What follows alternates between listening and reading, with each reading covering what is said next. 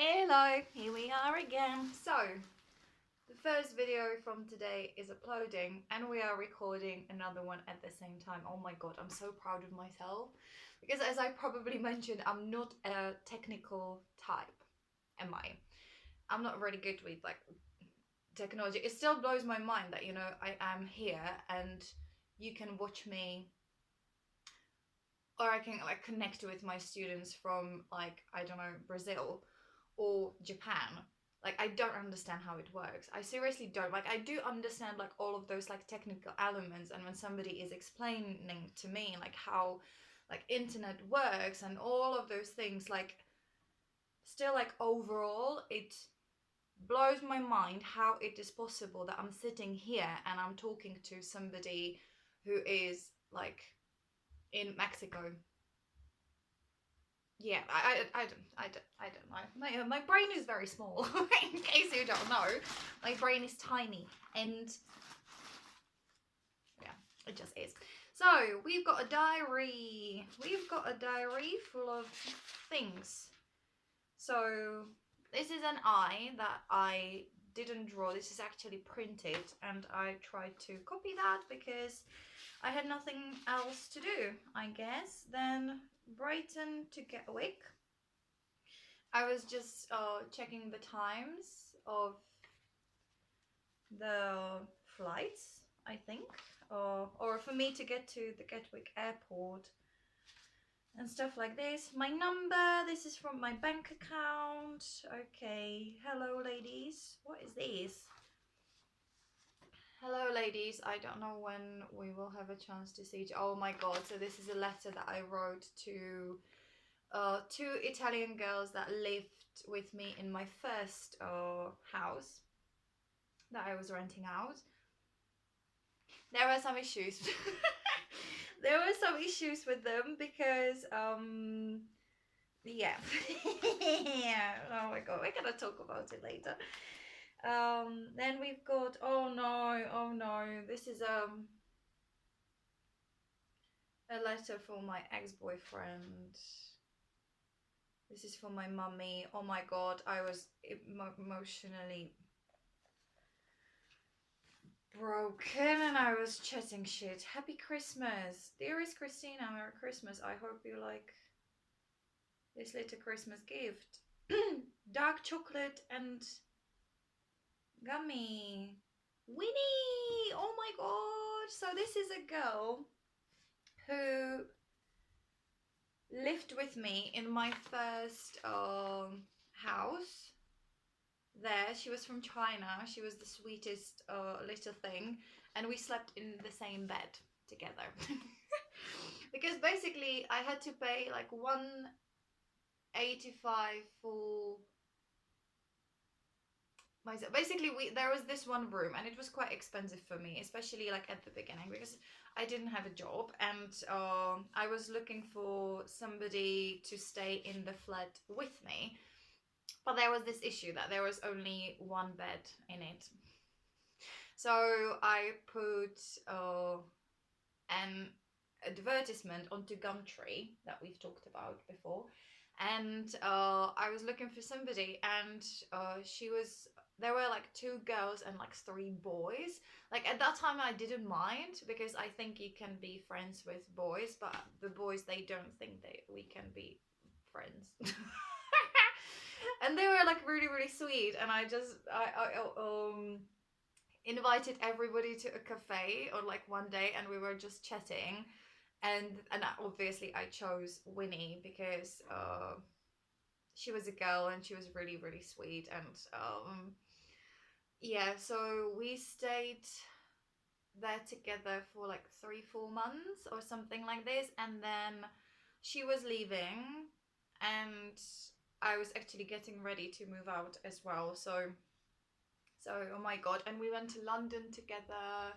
We went to the Winter Wonderland and we met up with one of her friends, and we went to Chinatown and we had some like authentic Chinese food, and oh my god. Oh, oh my god, she was so sweet. I love her. I love her. And we once, like, she made me those Chinese dumplings. Oh my god, she was such a sweetheart. Yeah. So we're gonna put her. Where are we gonna put this? Like my house, this. I like people. Or maybe we can create, like, I'm gonna put her here. Maybe we will have more things from our adventures. So I can, actually, I'm gonna stick it on a piece of paper. So I can, it will be her little file. Because I never want to forget her. Because she was yeah, a big part of my life, and she saved me because I didn't have much money at the time I was moving in there, and I really needed somebody to share those expenses with me. I'm gonna cut out this little thing from the envelope because she wrote to Miss Christina and she drew a little Santa on there. Oh my god. And yeah, she gave me, because we were talking about food and things like this, so she knew that I loved gummy bears. So the Minions that I had, I think it was from her. Yes, do you remember those Minions? It was from her. It was from her. It was from her, and the dark chocolate as well. I think this one that I actually put onto my mummy's file, I think this was from her. I think, yeah, yeah, it was, definitely. It was from her, so I'm gonna stick. It's just like, it's amazing. And yeah, and actually she gave me a cuddly toy. I think it was a little horse or something like this. But it's not, that's not the point, like what it was. It was the fact that she gave me like all of the things that I loved, which was like gummy bears, dark chocolate, you know, and a cuddly toy. That's all I need. But seriously, even like nowadays, like this is all I need in my life. Like, I'm not really into sweet food, as I said, but if, you know, I have to eat it, and of course, like for birthdays and Christmases and things like this, like most people would give you something sweet to eat. So if I have to choose, it would be dark chocolate and gummy bears. Oh my god. Oh, I love her so much. Jesus. Again, I would love to send her a message and just see how she is getting on, because she moved to China and then she did some crazy traveling. I think she went to Scotland or Ireland or something like this, and yeah. Yeah. Yeah. Okay, then I've got a little Christmas list for, yeah, the things I wanted to buy for Christmas for, yeah, my ex-boyfriend and his mummy and his sister and his grandma. We gotta save it for later because it's heavy. There are some things that I've done that I'm not proud of, so we're gonna dive into it later. How much time do we have? 9 minutes. Okay, so the Body Shop. The Body Shop. What did I buy from the Body Shop? I think this is like I was buying some oils like for my face. Yeah, it was like this little pinky bottle because my face was incredibly dry. That was actually like before the rash came around. And I had these like dry patches. Like it was like around my eyes and my neck, and like some random spots on my arms and stuff. And then eventually it all got connected, and it was like, you know, like I remember a time when I had like this area that was the only area with a normal skin, like this soft and like squidgy, you know, lovely skin. It was only this part of my face, and everything else was dry, was red, swollen, itchy, fucking painful. I used to sleep outside because my face was on fire, right? um and I would be scratching myself until I was bleeding. So yeah, as I said before, I'm really surprised that I still have like some skin left on my face. Because it was hard, and sometimes in the middle of the night I would wake up and, you know, my head was on fire because I had it like on my skull as well, like on my face, and I just like didn't know what to do. So when it was cold outside, I would be sitting on a chair outside. I would wrap myself in a blanket so the cold would be like cooling down the rash, and I would just sleep outside on a chair. Yeah, yeah, happy time. So this is the some products that I bought before it like started to be crazy. Oh yeah. Oh, this is actually a sticker, so I can put it somewhere on here. The Body Shop. And also, that was the time of my sleep paralysis as well. Have I mentioned that? I think I haven't actually. I kind of forgot about it. With all of those things that are wrong with me, I was suffering from sleep paralysis as well. It was really nice. That was after the relationship with Ollie, or during, or like towards the end of our relationship. I started, or was it before we met? I think it was during the time. Yeah, because it was kind of connected to my relationship before that ended, and then we started like seeing each other with Oliver, and I felt like incredibly guilty and awful because I fucked someone over, and then I was like, you know, like having these like funny, like, you know, and like lovely adventures with someone else, when I like really did hurt the guy that I was seeing before.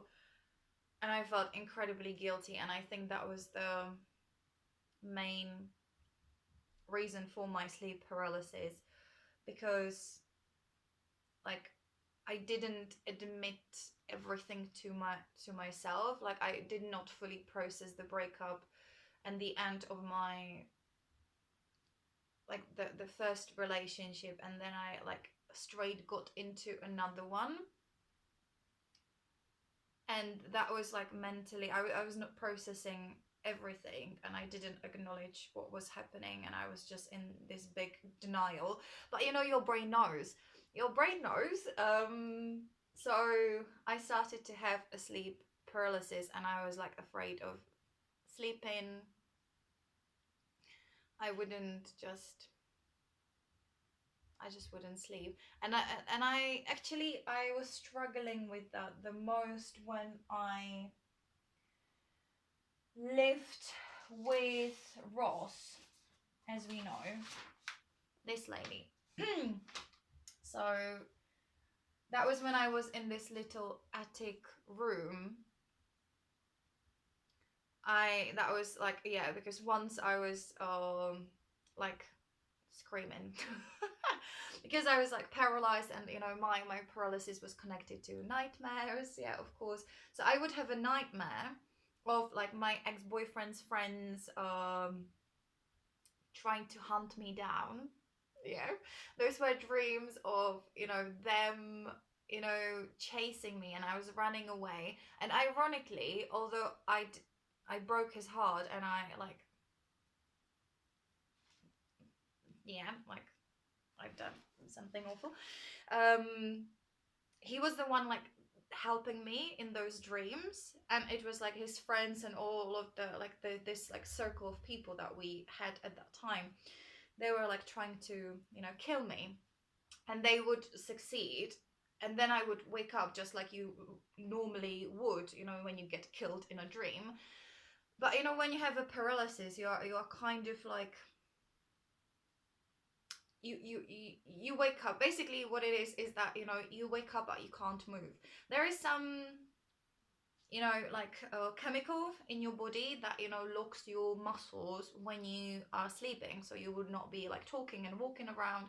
And some people have not enough of it, and that's why they are like sleepwalking and sleep talking and doing all of those things. And when you have a paralysis, you have like too much of this chemical or something like this, like so you would wake up, like your mind would be awake, but you cannot move your body, and that's really terrifying, especially when you combine it with a nightmare.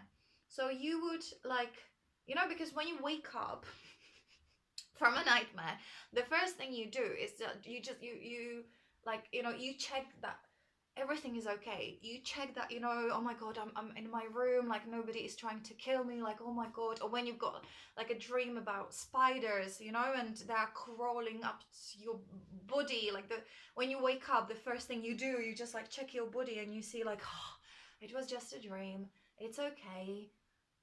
But when you are paralyzed, you cannot do that. When you are paralyzed, you cannot like check if everything is alright. So you are kind of like kept in the dream and you are awake. So it feels even more real because your brain is awake, but you kind of like you stay in the dream because you cannot like double check if it was just a dream. I don't know if it makes sense, but it was a beautiful time of my life, and I had it pretty much every night. Yeah. And sometimes there was this time when I was taking a nap during the day because I was really afraid of like falling asleep at night, and I was just shattered, so I had to take a nap. And there was this dream. Do I have time to say that? Maybe. So basically in this room, in this little attic room, there was this like old school lock, you know, it would look like something like this, and you can like do you know what I mean? It would be like, you know, you would push this little metal bar over the edge of the door so nobody could open it. And I used to lock it because Ross, she had a daughter, and sometimes the daughter would come to my room because I have a lot of cuddly toys, and she would want to play with those, and she would come at, you know, the times I was not like ready for it. So I would lock the door basically. And I fell asleep, and in this nightmare, or like during the paralysis, because you can have hallucinations as well. That's another fun bit about the paralysis. I'm gonna talk about it deeply, like once I sort everything out. But basically, during the paralysis, you've got like yeah, hallucinations, and you basically with this like moment specifically is I would be lying down, and then I heard, like I had one of those like, oh my god, my brain. So I would be dreaming about something, I can't remember what it was, and then I woke up and I couldn't move, and I was just lying on my left side. And then, you know, when you are trapped, when you are paralyzed, like there is not much you can do. You can try to scream. I would always like try to like move my legs or like kick or move my arms, but it was not working. And I would try to like scream as well, but obviously you're not screaming, like you're trying, but you just like your body is not moving. And then I would hear the door open, right? So there was this squeaky sound. And somebody came into the room. I heard the floor squeaking, and the person would lie behind me, and I felt the mattress like move as the person was like laying down behind me, and the person would then like put their arm around me, and that was one of the scariest things in my life because it felt so real. I thought it was actually someone, and I thought like, I hope it's like it's Ross's daughter. I hope it's her, but I was like, just no, but it's because it's this like weird like sensation when you don't know what is like what is going on. And then it was, but I felt like it was not her daughter, it was someone, like, you know, and I was like screaming, and it was after the nightmare. And then I would actually eventually, when the like paralysis stopped and I was in the screaming, oh my god, the sun is out, hello, oh my god, hello, gorgeous, oh yes, I love it, oh my god, just give me a moment, I'm just gonna be sunbathing. Yeah, anyway, just to finish the story, yeah, I started screaming, or I didn't start, like I was basically screaming, and as the hormone kindly like let me move my body, I was screaming, and Ross was standing on the in front of the house, and she heard it, and my room was like facing the other side of the house, and so it this is what happens when you're trying to remember things and speak out loud at the same time, so please excuse me, this is heavy. This is heavy. Yeah, so yeah, I don't know. So basically, yeah, sleep paralysis. Yeah, I wanted to say that I had it mostly in that house, and when I was there, I was dating Oliver. And then when I moved to the house with these lovely people who were giving me those lovely gifts and stuff, then it was not as bad. It was not as bad because I worked it out and I started to think about everything that happened really deeply. Basically, the main thing that helped me with the paralysis was processing all of my emotions, because all of those emotions were kept inside. It was they were just like trapped in me, and I was just like denying everything, or I was just like trying to ignore everything that happened, and I just kept going, and I was like, I'm fine, everything is good, but in my head, you know, I was not good. I really needed to process the breakup and everything that happened with that boyfriend, and like also the fact that I moved into a different country by myself, and you know, like this was like one of those periods of times when like periods of time when I was just living and I was going through everything, and so many things were happening, and I never like stopped and like processed those emotions. And you know, the emotions are there, like even when you're trying to like pretend that everything is fine and nothing is happening, it's gonna fuck you up. Your body knows, you know, if you feel sad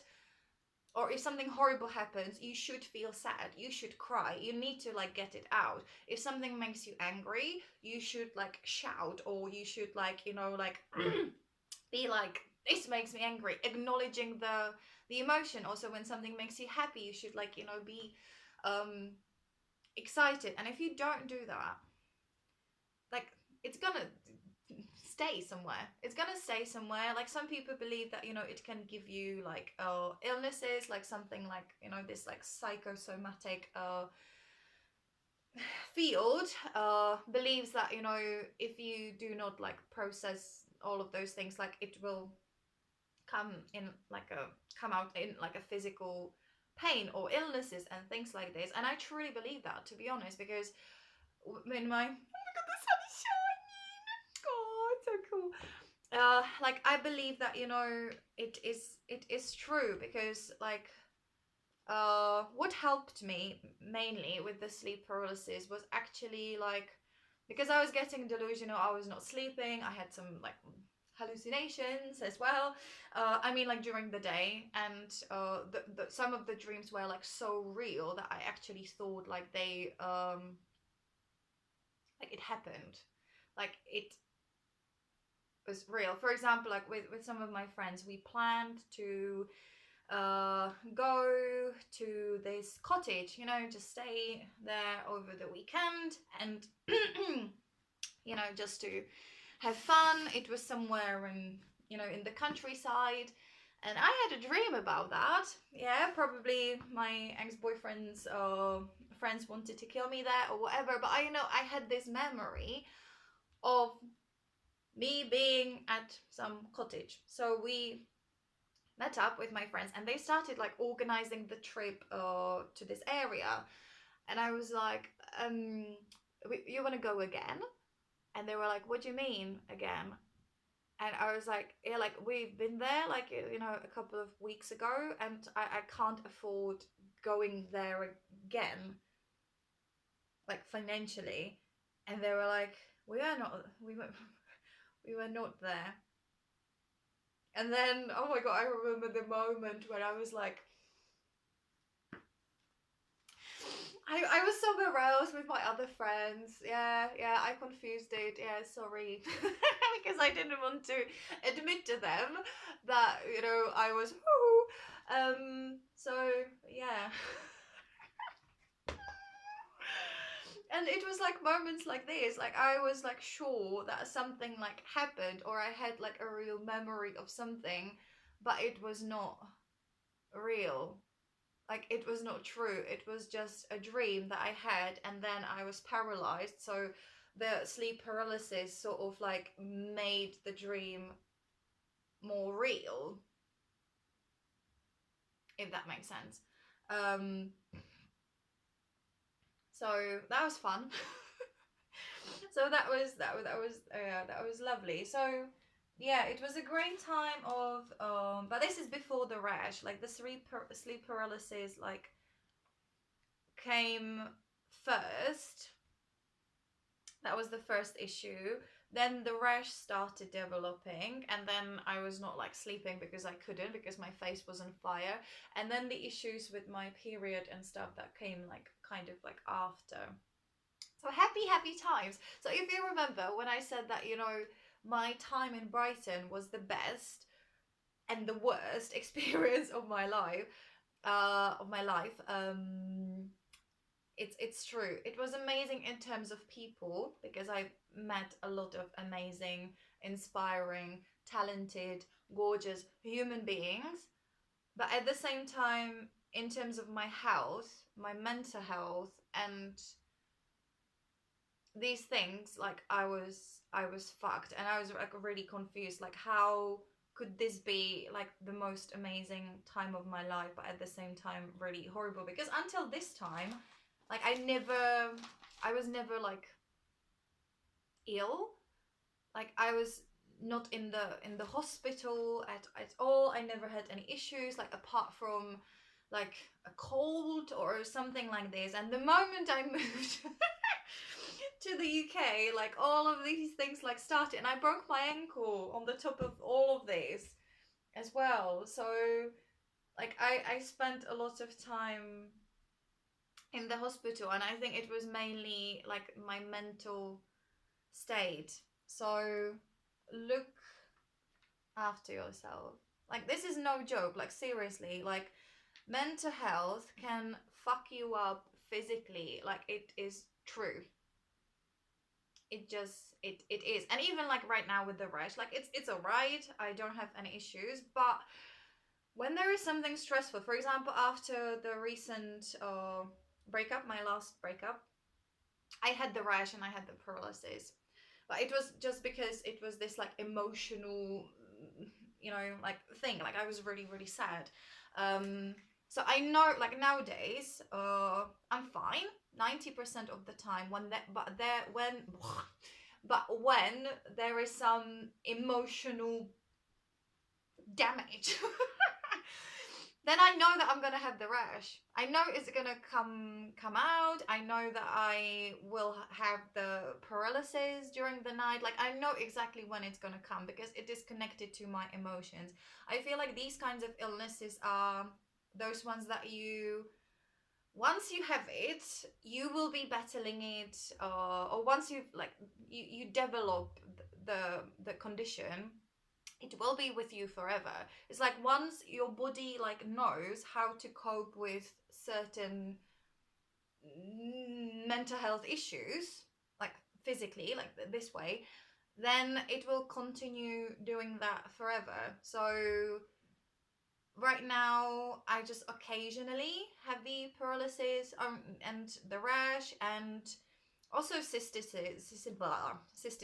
That's another thing that I discovered, that it is connected to my like emotions as well, because according to psychosomatic people, cystitis is connected to the feeling of you being trapped and not having enough space, or like people are like suffocating you. You just don't have your like privacy, and people are like, like pushing you into doing something you don't want to be doing. And it was true with the boyfriend, or with the guy that I was dating before I moved to the UK. I had cystitis pretty much like every month. It was really hard. It was annoying, and it was because we lived in his parents' house. So like his parents and his sister, like they would be just walking around. They would walk into the room, sometimes in the middle of some business, but they didn't care. They wouldn't knock on the door, and they just wouldn't, like they wouldn't care. So I didn't feel comfortable, because you just never know. You just can't like chill out, because anybody can come into the room at any point. So I had cystitis like throughout the entire relationship, basically. And with my last boyfriend, it was the same, because we lived in his parents' house, and then we were building a house together, and there were like people coming in all the time. Like you had like 6 or 7 visits every fucking day. So again, like you couldn't just like chill out. And when the house was like finished, people would be knocking windows and just walking around. So once I actually I got out of the shower naked, and I opened the door, and there was somebody standing like in front of me like in front of the window, and things like this. So again, like you could never like chill, or like just relax yourself, because you constantly had to be like alert, because somebody could like walk in. And for me, as very introverted person, I don't like I'm not okay with that. Like I am social, and I love people, and I love seeing my friends, but only when I'm ready for it. And especially like with all of my like mental things, like I need to get mentally ready for like social interactions, if that makes sense. Like if there is any like other introverted person, I hope you know what I'm talking about. There are days when you want to socialize, and you can be like, you could even like come across really extroverted, because it's just one of those days. But most of the time, I just love my own company. I love doing my own things, and I just cannot like, I don't want to speak to anybody apart from my students, of course, but from like my friends and even my family. I love my mummy like to bits and pieces, and she is the most amazing person. But sometimes I'm just like, I cannot, like, I just don't have the energy to talk to her, or like to be like listening to her and giving her like a proper like reaction, because during that phone call I would be like nah, nah, nah. and it would not be like a good time for us. So I would rather like avoid some interactions, and I would do it like properly when I'm like mentally ready for that. Does it make sense? I hope you know what I'm trying to say. Anyway, oh my god, 35 minutes. Bye. Oh my god. Yeah, like, oh my god, this was heavy, wasn't it? Yeah, all of the health issues, but you know, it is what it is. Welcome to my life. That's what we are doing it, because life is beautiful. Yeah. See you later. Bye.